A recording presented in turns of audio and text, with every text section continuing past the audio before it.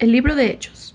En el primer video vimos cómo Lucas comenzó el libro mostrándonos cómo el Jesús resucitado es exaltado como el Rey del mundo. Prometió mandar al Espíritu Santo como su propia presencia para apoderar a sus discípulos a salir al mundo y ser testigos de las buenas nuevas de su reino hasta su regreso. Y así el movimiento comenzó en Jerusalén, donde vino el Espíritu e hizo a los discípulos de Jesús ese nuevo templo prometido por los profetas. Pero esto generó conflicto con los líderes de Jerusalén, lo cual llevó a la persecución de los cristianos. Pero el Espíritu lo transformó en algo bueno. Se convirtió en el medio por el cual la comunidad originalmente judía fue impulsada fuera de Jerusalén para convertirse en un movimiento multiétnico internacional. La iglesia emblemática de este diverso grupo fue en Antioquía, la ciudad más grande de esa región del Imperio Romano. Así que dejamos la historia con Bernabé y Pablo sirviendo en la iglesia en Antioquía, y el Espíritu lleva a la iglesia a mandarlos en un viaje misionero.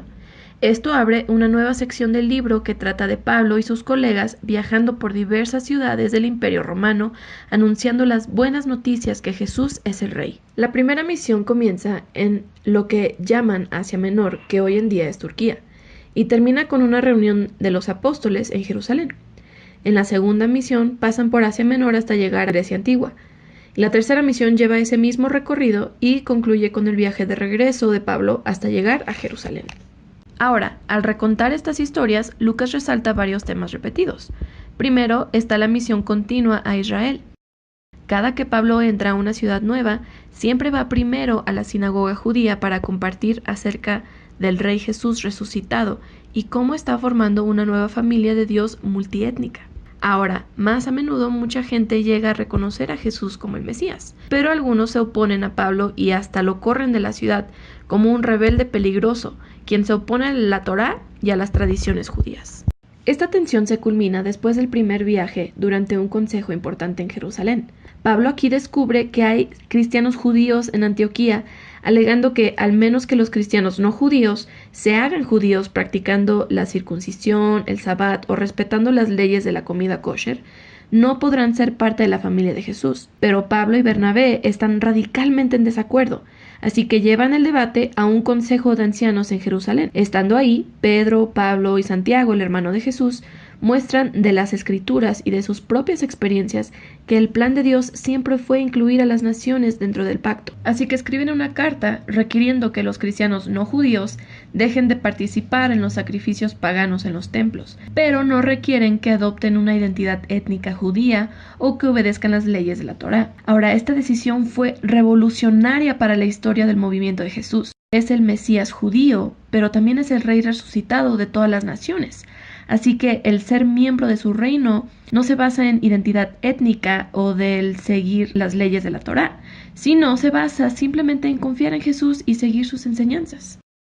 Es esta realidad del movimiento multiétnico que nos lleva al siguiente tema que quiere Lucas que veamos en estos viajes misioneros. Esto es el choque de culturas entre los primeros cristianos y el mundo romano y griego. Lucas registra múltiples choques en Filipos, Atenas, Éfeso.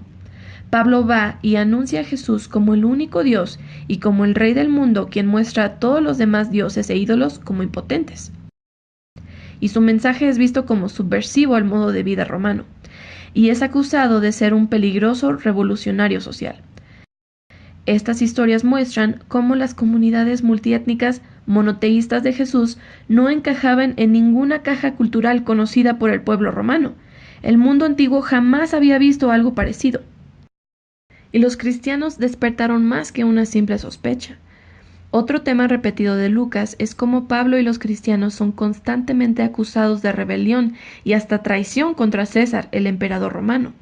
La gente sí escuchaba a Pablo correctamente al anunciar que había un nuevo rey, Jesús, y también veían cómo la forma de vida cristiana era un desafío a muchos valores romanos. Pero cada vez que Pablo es llevado ante los oficiales romanos, no ve ninguna amenaza y es liberado. Estas historias nos muestran la paradoja que la iglesia primitiva presentó al mundo. Era un movimiento mesiánico judío, pero con diversidad étnica. Era lleno de comunidades que trataban a hombres y mujeres, rico y pobre, esclavo y libre como iguales, y todos daban su lealtad solo al Rey Jesús y a ningún otro dios o rey. Así su propia existencia volteó por completo los valores centrales de la cultura romana. Pero los cristianos no presentaban ninguna amenaza militar, porque Jesús les enseñó a ser gente pacífica. Entonces, el único crimen del que podrían ser acusados Pablo y los cristianos era de no conformarse al statu quo. La sección final del libro regresa su atención al testimonio de Pablo esparciéndose de Jerusalén hasta Roma. Su viaje misionero final termina en Jerusalén, donde su reputación polémica lo procede y es atacado por judíos, quienes piensan que está traicionando a Israel, lo cual atrae la atención de los soldados romanos, quienes ahora piensan que es un terrorista egipcio que quiere incitar una rebelión, así que es arrestado. De aquí, Pablo es juzgado, primero ante los líderes del Sanedrín en Jerusalén, después ante varios líderes romanos en Cesarea.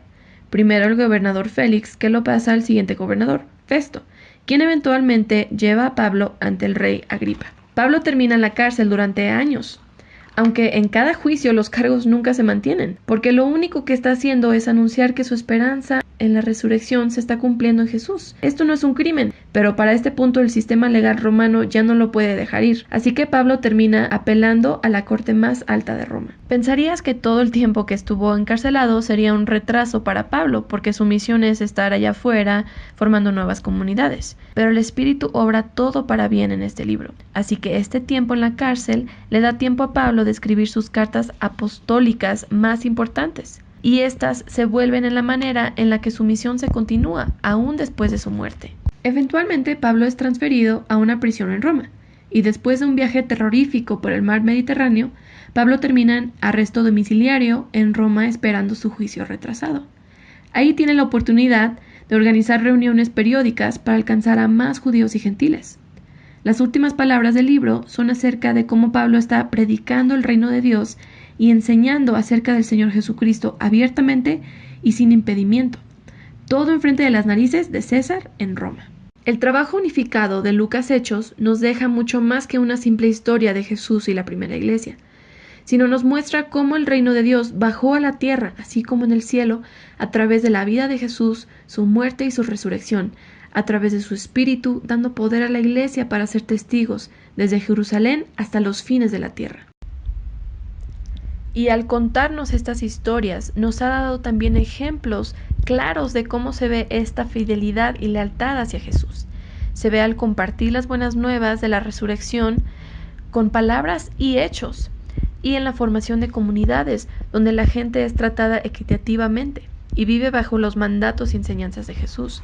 Y todo esto se ve al confiar en el poder y en la guianza del Espíritu para encabezar el camino.